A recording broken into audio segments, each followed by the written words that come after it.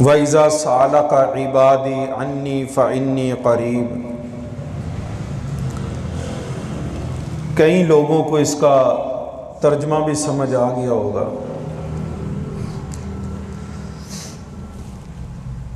کہ جب بندہ سوال کرتا ہے وَإِذَا، واو میں نا اور اِذَا میں نا جب، سَأَلَ سوال کرتا ہے کا آپ سے، اللہ سے، آپ صلی اللہ علیہ وسلم سے، عبادی، اللہ کہہ رہا ہے میرا بندہ جب تجھ سے سوال کرے نا تو اسے بولو کہ انی، مجھ سے، میرے بارے پوچھے، اللہ کہہ رہا ہے میرے بارے پوچھے تو کہو فَإِنِّي قریب، وہ تمہارا رب تمہارے قریب ہے۔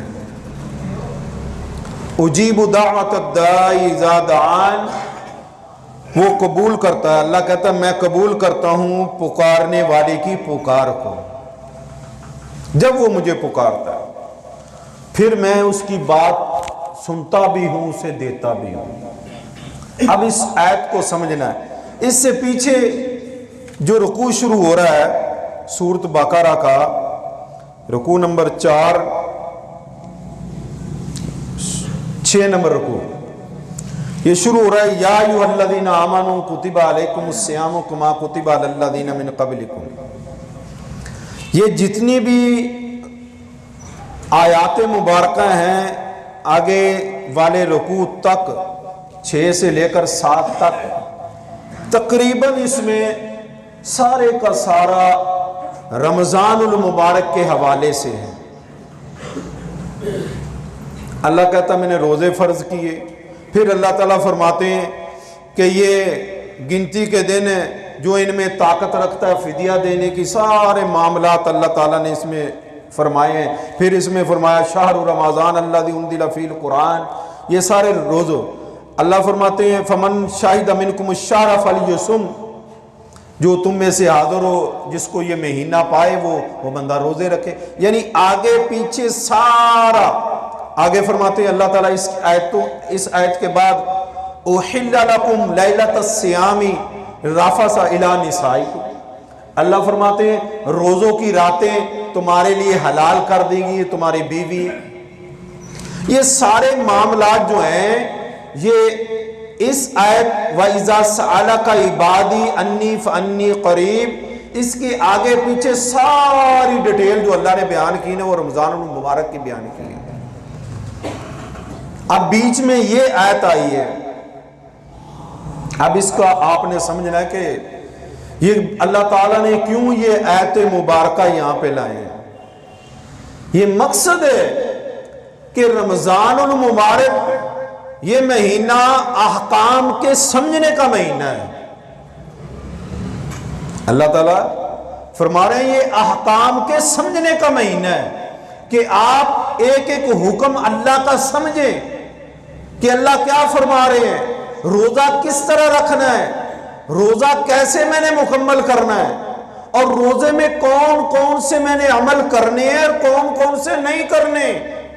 اللہ تعالیٰ کا یہ آیات مبارکہ میں ارشاد فرمانے کا مقصد یہ ہے، اور بیچ میں اللہ تعالیٰ یہ دعا کا ذکر لائے ہیں۔ کیوں؟ کہ رمضان وہ مہینہ ہے جس میں کثرت سے دعائیں کی جاتی ہیں، کثرت سے دعائیں کی جاتی ہیں، اور روزے دار کی اللہ دعا کو قبول کرتا ہے۔ جب انسان افطاری کے لیے بیٹھتا ہے وہ قبولیت کا ٹائم ہے، آپ دعائیں کریں، آپ کسی وقت بھی ہیں، روزے کی حالت میں جو انسان ہوتا ہے وہ ہر وقت عبادت میں ہے، اور جب انسان ہر وقت عبادت میں ہے تو جو بھی رب سے مانگے گا اللہ اسے عطا فرمائے گا۔ یہ اللہ تعالیٰ نے اس تمام آیات میں درمیان میں یہ دعا کا ذکر کیا کہ اپنے بندوں کو کہو کہ رمضان المبارک میں کثرت سے مجھ سے دعائیں مانگے، زیادہ سے زیادہ مجھ سے مانگے، فَاسْتَجِیبُوا لِی، تو میں ان کی دعاؤں کو قبول کروں گا، ان کی دعاؤں کو قبولیت کا درجہ دوں گا، جو مانگے گے وہ عطا کروں گا۔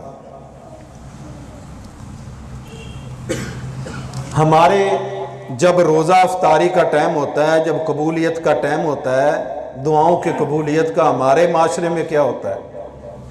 ہم بڑی نیکی سے محروم ہیں بھائیوں. ہم اس ٹائم کیا کرتے ہیں؟